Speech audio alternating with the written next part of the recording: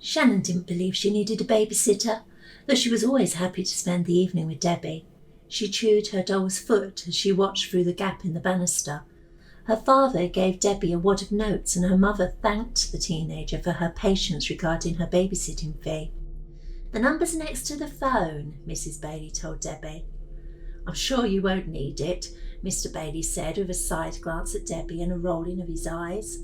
"Now come on, we need to get a move on if we're going to get there before the others have arrived." Debbie was quick to shut and lock the front door, pulling the extra bolt across the top. She waved the Baileys off from the closed front room window. Already, Shannon was in the kitchen, looking in the fridge to see if there was the usual open box of chocolates that she and Debbie would devour while watching the movie. "Hello, little munchkin," Debbie said. "So what you been up to?"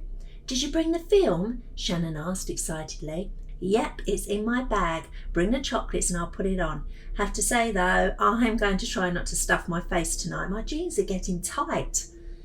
Shannon took the box from the fridge and followed Debbie into the living room. She put them on the coffee table and ran back out to the kitchen to get some cola. Debbie took the VHS case from her Coney bag and fiddled about with the video recorder, instructing it to rewind the tape. Shannon returned with 2 glasses and plunged herself on the leather corner unit, waiting expectantly. "I hate it when they don't rewind," Debbie said. "I mean, it takes just 5 minutes, but they just can't be bothered to do it." "Perhaps they were too scared and just pulled it out of the player," Shannon said with a huge grin. "The first one was really scary." "Doubt it," mumbled Debbie. "Okay, ready." She joined Shannon on the sofa and the movie began to play. Shannon stuffed a toffee in her mouth, chewing with anticipation. Her knees pulled up to her chin and her toes already screwed up. As the movie began, the chewing stopped. "What? No! This is the Muppet movie!" Shannon squealed. "I don't want to watch this. You promised you would bring Friday the 13th Part 2. "Oh, no, I never," Debbie answered. "You asked me to bring it, but I never said I would. I promised to bring a movie." "I'm 10 years old," Shannon informed her. "The Muppets is for babies. I've seen the first part of Friday the 13th. I wanted to see the second." "Well, you didn't see it with me, and I don't think your mum will be too happy if I supplied part 2. Anyway, I love the Muppets and I'm 17. For the first 15 minutes of the film, Shannon sat in silence. She didn't know if she was more disappointed than she was angry or vice versa, so she ate more chocolate and stared at the screen, tears of rage in her eyes. Debbie had betrayed her. Eventually, Debbie spoke. "Come on, Shan. I know you understand why I couldn't bring that movie. I love babysitting you, but if I started bringing video nasties with me, your mum wouldn't ask me to babysit again." "My mum wouldn't know. I wouldn't tell her." "You wouldn't have to. She would work it out when you woke her up screaming on your landing because you had a nightmare and were sure Jason was in your wardrobe." Debbie raised her arms like a monster and then attacked Shannon with a painful tickle of her ribs. All right, stop it." "I'll stop when you forgive me, and only when you say you have," she said, continuing with her skinny fingers digging into Shannon's flesh. I forgive you," Shannon submitted, and her foot kicked out, knocking a glass of Coke over. The tickling stopped. "I wouldn't have had nightmares, though. I'll go get a cloth. You watch Kermit and smile, child," Debbie ordered. The kitchen light was off, with just the illumination from the hallway peering in. Debbie bent down at the cupboard under the sink and found a packet of J-cloths. She took one out, and as she stood up to face the window, she saw a small grey figure standing at the end of the front path. She couldn't see its face as it was dark, but its frame looked like a child. It seemed to be looking back at her. It slowly bent its head to one side like a curious dog. Something softly stroked the back of her head, barely a touch, but enough to make Debbie throw her arms in the air, turning around and feeling for what had caused the sensation. She went to the back door and peered through the window. She could see a wide, deep hole in the garden with a mound of earth still next to it. She quickly turned the key to ensure the door was locked. Shannon didn't feel so angry now. She knew Debbie was right, but she had set her heart on watching the second instalment of the slasher movie. She wanted to tell her friends at school that she had seen it. She had partially watched the first one during a sleepover at her friend Jessica's. She had been scared, and she had dreamed about Jason that night. but she felt safe with Debbie and was sure the second film wouldn't have been so frightening. Debbie's heart was racing. A familiar horripilation of dread gripped her. She knew she was still shaken from the night of the party. A chuckle interrupted her thoughts. She took the cloth into the living room and saw Shannon had stretched out on the sofa, chewing again and watching the screen. "See, the Muppets are good," she said as she started to soak up the spilt Coke on the coffee table. It's all right," Shannon said. "I heard you laughing," Debbie said, smiling. "I didn't laugh." Debbie gave her a doubting glance. "Fair enough." She left the cloth on the table and settled next to Shannon on the sofa. "So where's your brother gone tonight?" Debbie asked. "Gone magnet fishing with his mates," replied Shannon, and then with a grin, "He fancies you." I know," Debbie replied. "Did Colin pick him up?"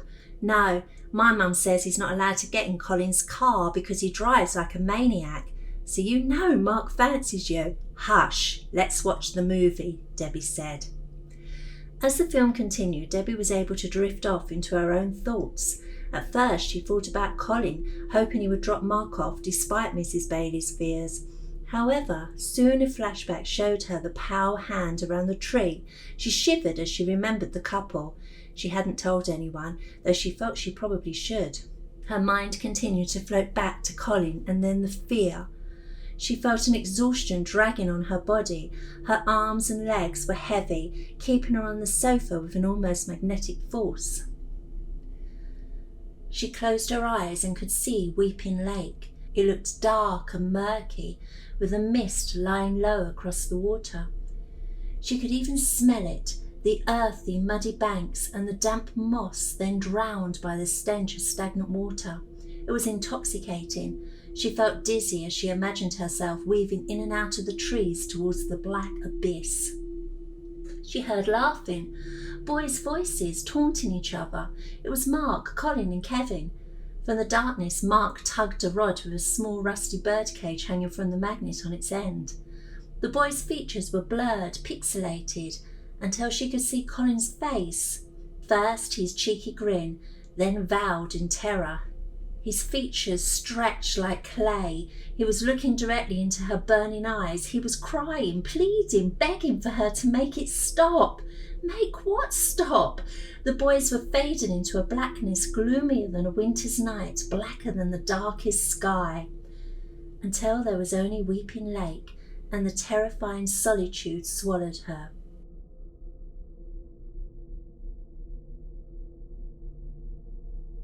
Shannon noticed her babysitter was quieter than usual.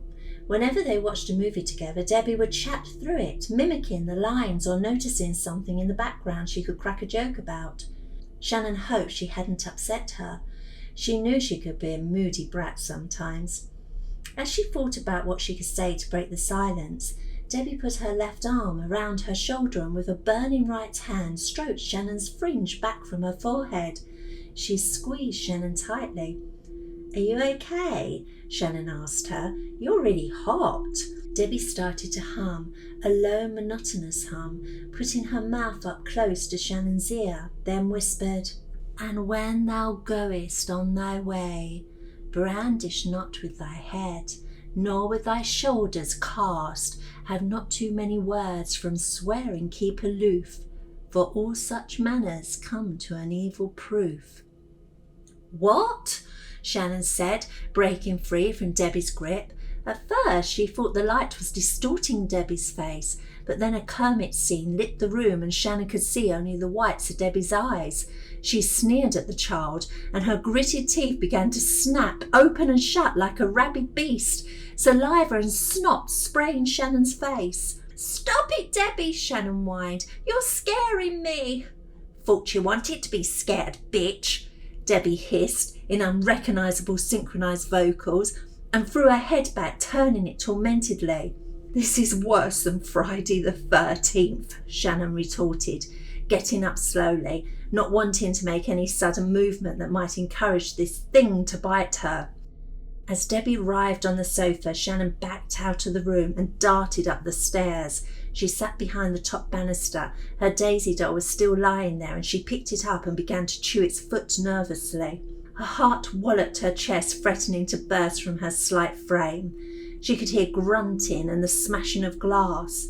She wanted to call her mum, but the telephone was in the hall and she didn't want to go back down the stairs. Jessica would never believe this. Debbie trudged into view, dragging her feet and snorting. "Here, kitty, kitty," she called. "Don't make me have to come and get you." Her voice had no similarities to Debbie's. Shannon pinned her eyes to this fiend. She was hunched over and murmuring something inaudible. She traipsed out of view into the kitchen. This was Shannon's chance. Should she get to the phone or make for the front door? She listened to satisfy herself that the creature was still in the kitchen. She could hear grunting again, the sound of the fridge door opening, followed by bottles smashing and food being devoured by a pack of dogs. Licking and lapping sounds amongst snarls and groans. She nervously rose to her feet, gently put Daisy on the floor, and slowly crept down the first stair. There were no creaking or giveaway sounds. Shannon was able to reach the bottom without the slightest whimper. She was at the door. The key was still in its hole, easily turned, but no luck, it wouldn't open. She looked up and saw the bolt was across. The bolt was never used. Why was it now? Her attempts were useless, stretching her 10-year-old frame as much as humanly possible, but she couldn't reach it. She needed a chair from the kitchen. She looked around her. Maybe in the cupboard under the stairs there would be a box or something she could stand on. The noise in the kitchen told her Debbie was still busy. The cupboard was dark, with thick, dusty cobwebs reducing the size of the entrance. Shannon was careful looking in. She didn't want to be caught in a spider's trap. It was a deep cubby hole, filled with shoes and old coats nobody wore. Farther back was pitch black.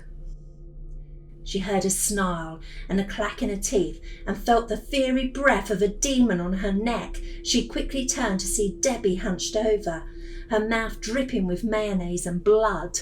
Before Shannon could do or say anything, Debbie shoved her into the cupboard and the door slammed shut behind her.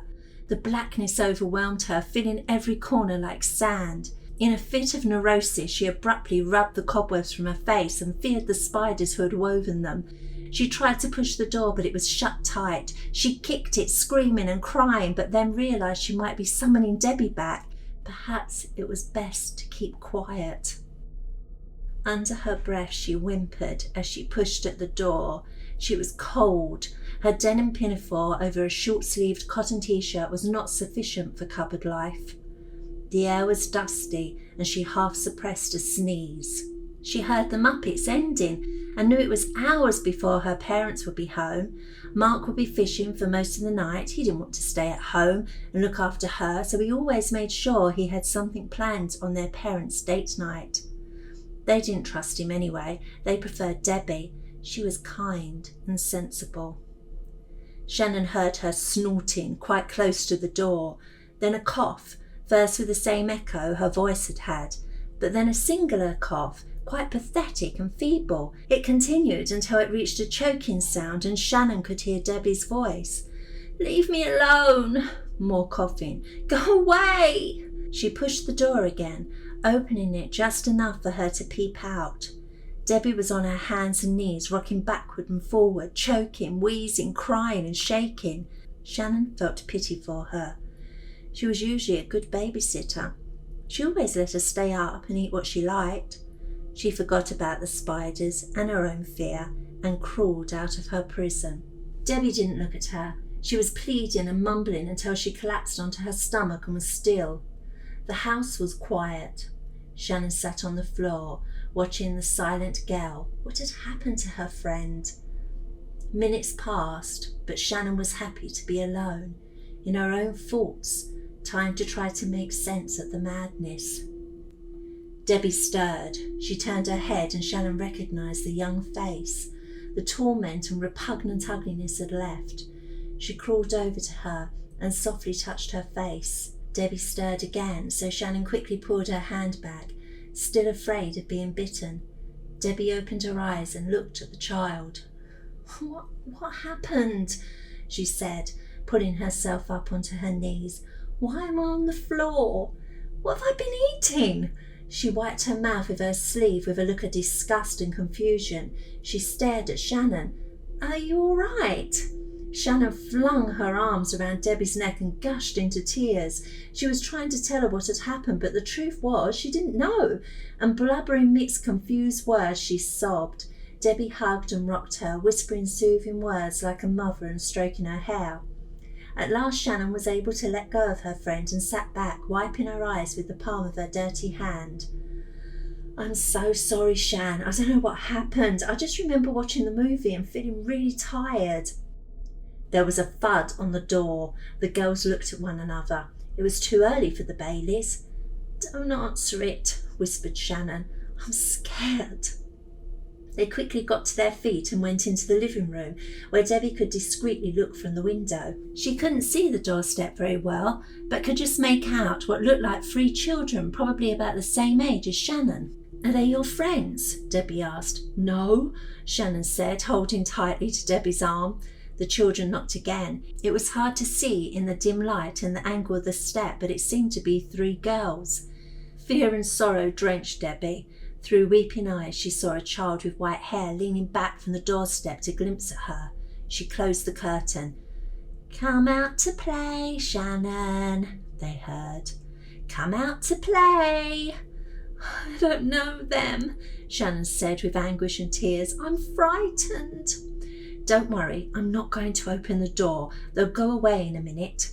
Debbie peeked through the gap in the curtain. She felt ill, hung over like she was recovering from a night of vodka and cigarettes. She felt sick with her stomach growling as though it was struggling with its content. At last the children walked down the path. They were the same height, dressed in long white dresses, white, red and black hair. "Early for trick-or-treaters," Debbie said. She loosened Shannon's tight grip on her arm. "It's okay, they've gone." She led the little girl into the kitchen, where they were shocked to see the carnage. A half-eaten raw steak was lying in a puddle of milk with broken glass strewn around it. Meringue and trifle were all over the floor with sticky footprints leading to the back door. "What the fuck?" Debbie spurted. "Oops, sorry, Shannon." Shannon shrieked and waved a shaking finger at the window of the door. "They're coming!" "It's locked. They can't get in." However, the door started to open. Debbie ran at the door and hit it with all her weight, turned the key to lock it again as the flame-haired child pulled and pushed the handle, her face demented in the darkness. The other 2 children were in the hole, jumping up and laughing. "Let us in," they demanded. Shannon ran to the hallway, grabbed the phone and dialed the number her mother had left. It was ringing. At last a voice. "Mum," Shannon cried, "you've got to come home." "Hush, Tulip, I'll get your mother," said the voice on the other end. Debbie took the phone from Shannon's shaking hand. "They've gone," she said. "They've gone." "Hello," said a worried Mrs. Bailey. "Shannon, what's the matter?" "It's okay," Debbie said, trying to sound as normal and calm as possible. "We're all right. I think Shannon had a bad dream." "We'll come home," Mrs. Bailey said, and then Mr. Bailey, "We're coming home." "You don't have to, honestly," Debbie assured them. "We want to," the Baileys said, and they hung up. "Shit," Debbie said. "I better clean the kitchen." Her stomach loudly gurgled, and she rushed up the stairs to eject the steak.